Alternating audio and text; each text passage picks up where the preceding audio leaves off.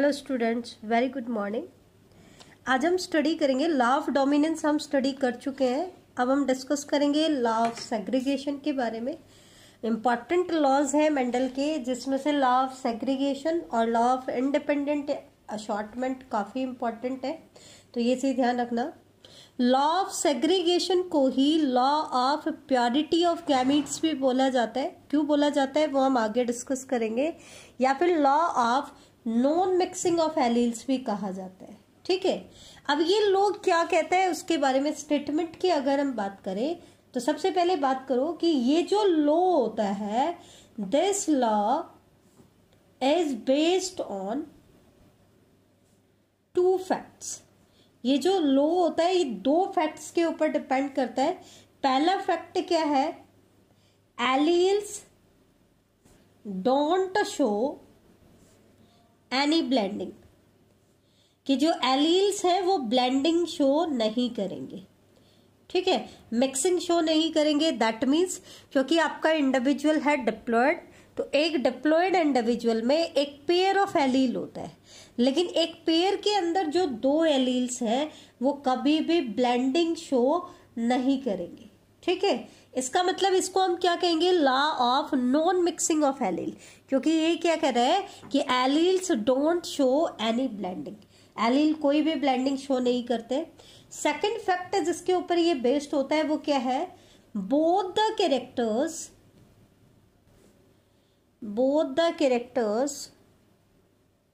are recovered as such in F2, though one of these is not seen at the F1। ये क्या कह रहा है बेटा कि दोनों के दोनों कैरेक्टर जो है ना वो F2 जनरेशन में रिकवर्ड हो जाते हैं, जबकि उनमें से एक कैरेक्टर F1 में दिखाई नहीं देता है। ये बेटा हमने स्टडी किया था जब हमने मोनो हाइब्रिड क्रॉस की थी। यहाँ पर भी मैं आपको क्रॉस करके दिखाऊंगी एक। ठीक है, क्योंकि जब भी किसी लॉ को एक्सप्लेन करना हो तो एक क्रॉस हमें करके दिखानी पड़ती है। तो इस क्रॉस में हम ऑब्जर्व करेंगे कि दो पेरेंटल ट्रेट जो है, जो पेरेंट्स हम लेके चले हैं, उनमें से F1 जनरेशन में तो सिर्फ एक ही ट्रेट दिखाई देता है, कौन सा, जो डोमिनेंट होता है, जबकि F2 जनरेशन में दोनों कैरेक्टर्स दिखाई देते हैं, डोमिनेंट भी और रिसेसिव भी। तो ये इन दो फैक्ट्स के ऊपर बेस्ड होता है। अब हम बात करते हैं कि इसको law of purity of gametes क्यों कहते हैं। तो इसमें क्या होता है, कोई भी पेरेंट है, क्योंकि आपका पेरेंट डिप्लॉयड है, तो उस पेरेंट के अंदर दो एलील्स होते हैं। किसके लिए, एक ही ट्रेट के लिए, एक ही ट्रेट के दो एलील है। चाहे आप मोनो हाइब्रिड क्रॉस लोगे, डाई हाइब्रिड लोगे, ट्राई हाइब्रिड लोगे, कैसे भी क्रॉस आप ले रहे हो, एक ट्रेट के लिए आप एक पेयर ऑफ एलील यूज कर रहे हो। तो जब ये पेरेंट गैमीट बनाता है, क्या बनाता है, गैमीट बनाता है, तो ये जो पेयर ऑफ एलील होता है, जैसे हम कह दें कैपिटल टी, या हम बोले कैपिटल टी स्मॉल टी, ठीक है, या हम बोले capital R small R, capital Y small Y, तो यहाँ पर भी एक ट्रेट के लिए तो क्या है, एक पेयर ऑफ एलील है। ठीक है, तो जब भी कोई पेरेंट गैमीट बनाता है, ठीक है, तो ये जो एक ही ट्रेट के जो पेयर ऑफ एलील होता है, they get segregate from each other. और सेग्रीगेट किस तरीके से होता है कि each gamete receive one allele of a pair, कि हर गैमीट में हर पेयर का सिर्फ एक ही एलील जाए। जैसे ये पेरेंट क्या बनाएगा, कैपिटल टी, दो गैमीट बनाए, पेरेंट में पेयर ऑफ एलील था, लेकिन प्रोजेनी में हर पेयर का सिर्फ एक ही एलील है। अब क्योंकि यहाँ पर एक ही पेयर था तो गैमिट में एक एक एलील आपको दिखाई दे रहा है, यहाँ पर भी एक एक ही एलील आ रहा है। जब आप डाई हाइब्रिड क्रॉस में गैमीट बनाए तो ये पेरेंट चार गैमीट बनाएगा, capital R capital Y, capital R small Y, small R capital Y, small R small Y. ठीक है, तो यहाँ पर भी आप ध्यान से देखो, एक गैमीट में दो एलील जरूर आपको दिखाई दे रहे हैं, क्योंकि ये डाई हाइब्रिड क्रॉस है तो दो ट्रेट है, लेकिन हर ट्रेट का आपको सिर्फ एक ही एलील दिखाई दे रहा है। देखो, एक एक ही आर का एलील है और एक एक ही वाई का एलील है। ठीक है, तो ये इसका मतलब लॉ ऑफ सेग्रीगेशन यहाँ पे भी अप्लीकेबल है और यहाँ पे भी। ये क्या कह रहा है, although the parent contain 2 alleles, ठीक है, लेकिन जब ये पेरेंट गैमीट्स बनाएगा तो एलील और फैक्टर, मेंडल ने फैक्टर वर्ड यूज किया था, द पेयर क्या करेगा, सेग्रीगेट होगा फ्रॉम ईच अदर। और किस तरीके से, इस तरीके से सेग्रीगेट करेगा कि एक गैमीट में हर पेयर का सिर्फ एक ही फैक्टर हो। मतलब एक ट्रेट के लिए जो 2 फैक्टर है, गैमीट में सिर्फ आपको एक ही फैक्टर देखने को मिलेगा हर पेयर से। तो अब क्योंकि इसमें हर ट्रेट का सिर्फ एक ही एलील होता है, इसलिए वो गैमीट जो होता है वो अपने ट्रेट के लिए क्या है, प्योर है। जैसे या तो उसमें कैपिटल टी एलील है, या क्या है स्मॉल टी, या कैपिटल आर है, या क्या है स्मॉल आर, या कैपिटल वाई है, या क्या है स्मॉल वाई। तो अपने ट्रेट के लिए वो क्या है, प्योर है। हेट्रोजाइगस कंडीशन तो हो ही नहीं सकती क्योंकि हर पेयर का एक ही एलील है, तो वो अपने ट्रेट के लिए क्या है, प्योर है। इसलिए इस लॉ को हम क्या कहते हैं, law of purity of gamete. इसका मतलब gametes are always pure for a character. Gametes हमेशा क्या होते हैं, प्योर होते हैं अपने कैरेक्टर के लिए। क्यों होते हैं, क्योंकि जब एक ट्रेट के लिए जो पेयर ऑफ एलील हमने यूज किया है, जब वो सेग्रीगेट होता है तो gamete receive only 1 of the 2 factor. एक पेयर में जो 2 फैक्टर है उनमें से सिर्फ एक ही रिसीव करते हैं, ठीक है। तो ये था इसकी स्टेटमेंट के बारे में। अब लॉ ऑफ सेग्रीगेशन के अकॉर्डिंग जो पेरेंट होते हैं वो 2 टाइप के होते हैं। एक तो होते हैं होमोजाइगस पेरेंट और दूसरे होते हैं हेट्रोजाइगस पेरेंट। 2 तरह की पेरेंट है। होमोजाइगस मतलब हम पहले ही कह चुके हैं, ये जो पेरेंट जितने भी गैमीट्स बनाएगा ना, दैट आर सिमिलर, ये सिमिलर गैमीट्स बनाएगा, ठीक है। जबकि हेट्रोजाइगस जो पेरेंट है, अगर हम मोनोहाइब्रिड क्रॉस की बात करें तो ये 2 तरह के गैमीट बनाता है, 2 काइंड ऑफ गैमीट्स। हालांकि हर गैमीट में सिर्फ एक ही एलील होगा, ठीक है, और दोनों गैमीट, 2 गैमीट बना रहे, दोनों गैमीट इक्वल प्रोपोर्शन में बनेंगे। 2 गैमीट बना रहे तो हर गैमीट की प्रोबेबिलिटी क्या होगी, 1/2 1/2, ठीक है। तो ये था आपका लॉ ऑफ सेग्रीगेशन। अब हम इसको एक्सप्लेन कर लेते हैं एक क्रॉस के थ्रू। अगर आपको एक्सप्लेन करना है तो जैसा आपने सिंपल मोनोहाइब्रिड या डाईहाइब्रिड क्रॉस की है, दोनों की हेल्प से आप इसको प्रूव कर सकते हो।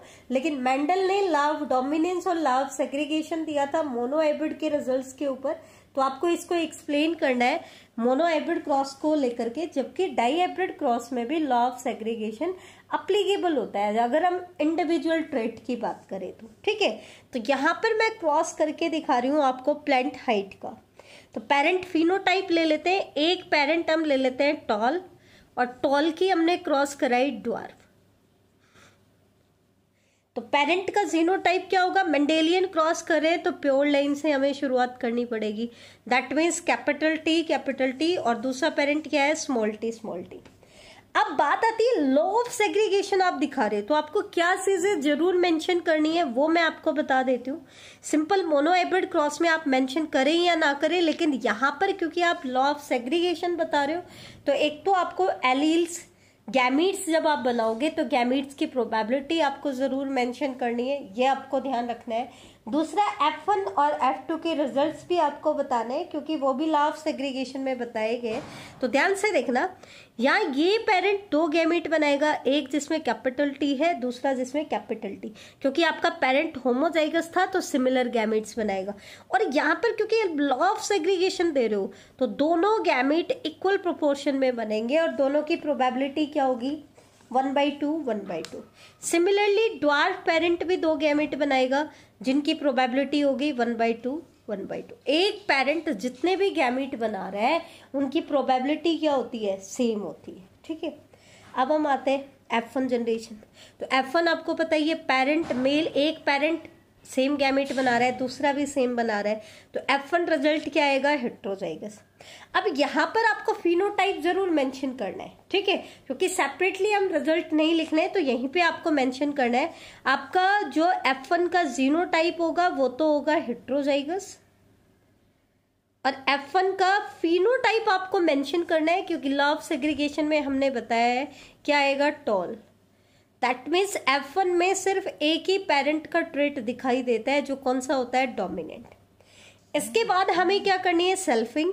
हमने सेल्फिंग कर दी, कैपिटल टी स्मॉल टी की क्रॉस करा दी कैपिटल टी स्मॉल टी, क्योंकि F1 जनरेशन में जितनी भी प्रोजेनी आई सारी की सारी सेम जीनोटाइप की हैं। तो एक को एज ए मेल सेलेक्ट कर लिया और एक को एज ए फीमेल। ध्यान रखना बेटा, मैंने पहले भी कहा है पी प्लांट बाइसेक्सुअल प्लांट है, ठीक है। तो जिसका आपको मेल पार्ट चाहिए उसका तो सिंपली आपको क्या करना है, जब उसके एंथर मैच्योर हो जाए तो पोलन को कलेक्ट करना है। लेकिन जिसका आपको फीमेल पार्ट चाहिए उसमें हमें क्या करना पड़ेगा, सबसे पहले इमस्कुलेशन, उसके बाद बैगिंग, उसके बाद जब स्टिग्मा रिसेप्टिव हो जाए और पोलन मैच्योर हो जाए तो एंड पोलन को क्या करेंगे, पॉलिनेट करेंगे। दैट मीन्स थर्ड हमें क्या करना पड़ेगा, डिजायर्ड पॉलिनेशन, और उसके बाद रीबैगिंग। और तब तक हमें वेट करना है जब तक कि रिजल्ट ना मिल जाए। तो ये स्टेप बार बार मैं आपको रिपीट कर रही हूँ। आर्टिफिशियल हाइब्रिडाइजेशन का मेथड हम यहाँ पे यूज करते हैं, क्योंकि pea plant naturally cleistogamous flower produce करता है, तो नेचुरली तो उसमें सिर्फ ऑटोगैमी पॉसिबल है, लेकिन हम क्रॉस पोलिनेशन उसमें करा सकते हैं किसकी हेल्प से, आपके आर्टिफिशियल हाइब्रिडाइजेशन की हेल्प से, ठीक है। तो वो बार बार रिपीट करने की जरूरत नहीं है, पर अंडरस्टूड है कि हम ऐसा ही कर रहे हैं। गैमीट्स बनाएगा तो यहाँ पर फिर से गैमीट्स की प्रोबेबिलिटी बतानी पड़ेगी। ये पेरेंट 2 गैमीट बना रहा है, 50% गैमीट में कैपिटल टी आ रहा है और 50% में स्मॉल टी आ रहा है। दैट मीन्स दोनों गैमीट की प्रोबेबिलिटी क्या है, 1/2 1/2। सिमिलरली ये भी पेरेंट 2 गैमीट बना रहा है, capital T and small T, और दोनों की प्रोबेबिलिटी क्या है, इक्वल प्रोपोर्शन में बना रहा है, 1/2 1/2। F2 जनरेशन निकालें तो एक के गैमेट मेल के टॉप मोस्ट रो में, फीमेल के लेफ्ट कॉलम में। तो ये हमने मेल और फीमेल के गैमेट बना दिए और फिर हमने F2 जनरेशन निकाल ली। F2 जनरेशन में हमने क्या देखा बेटा, फिनोटाइप पे फोकस करना है, क्योंकि सेग्रीगेशन फिनोटाइप को दिखा रहा है। तो एक प्रोजेनी आई कैपिटल टी, 2 प्रोजेनी आई कैपिटल टी स्मॉल टी, एक प्रोजेनी आई स्मॉल टी। तो ये तो तीनों प्रोजेनी कैसी है, टॉल, और ये कैसी है, ड्वार्फ, और रेशियो क्या आ रहा है, 3:1, ठीक है। तो लॉ ऑफ सेग्रीगेशन ने क्या कहा था कि अगर वो इस तरीके से सेग्रीगेट होंगे, एलील ब्लेंडिंग शो नहीं करेंगे, तो F1 में तो चाहे एक ही पेरेंट का ट्रेट दिखाई दे रहा था, लेकिन F2 जनरेशन में दोनों पेरेंटल ट्रेट हमें दिखाई देंगे। तो यहां पर हमने क्या नोटिस किया, डिफरेंट फिनोटाइप कितने आए, 2, और फिनोटाइपिक रेशियो क्या आया, 3:1। 3 कौन सा, टॉल, 1 कौन सा, ड्वार्फ। इसी तरीके से नंबर ऑफ डिफरेंट जीनोटाइप क्या आए, 3 टाइप के जीनोटाइप आए, किस रेशियो में, 1:2:1। 1 क्या आया, कैपिटल टी, 2 क्या आया, कैपिटल टी स्मॉल टी, और 1 क्या आया, स्मॉल टी। प्रोबेबिलिटी हमें यहाँ पर जरूर मेंशन करनी है। तो 3 जो टोल आया उसकी प्रोबेबिलिटी क्या आएगी, 3/4, क्योंकि टोटल प्रोजेनी आपकी 4 थी, और इसकी क्या आएगी, ड्वार्फ की 1/4, ठीक है। इसी तरीके से जीनोटाइप में कैपिटल टी की प्रोबेबिलिटी कितनी, 1/4, कैपिटल टी स्मॉल टी की कितनी, 1/2, और इसकी कितनी, 1/4। तो ये था बेटा हमारा लॉ ऑफ सेग्रीगेशन, ठीक है, इंपॉर्टेंट है। नेक्स्ट लेक्चर में हम स्टडी करेंगे law of independent assortment. Thank you बेटा।